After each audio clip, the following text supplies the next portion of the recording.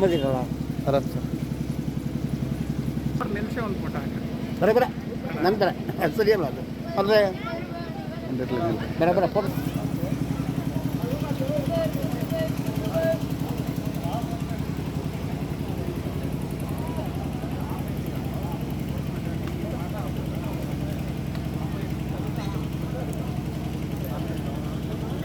ಒಪ್ಸೋದು. ಇದು ಇದು ಇದು ಗೊತ್ತೈತಿಲ್ಲ ಈ ವ್ಯವಸ್ಥೆ ಇದೆಯಲ್ಲ ಗೊತ್ತಾಯ್ತಾ ಅರ್ಥ ಮತ್ತು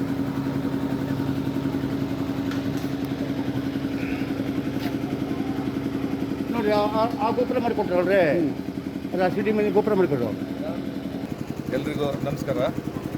ನಾವು ಚೌಡೇಶ್ವರಿ ದೇವಸ್ಥಾನ ಕಾನಹಳ್ಳಿಯಿಂದ ಮಾತಾಡ್ತಿರೋದು.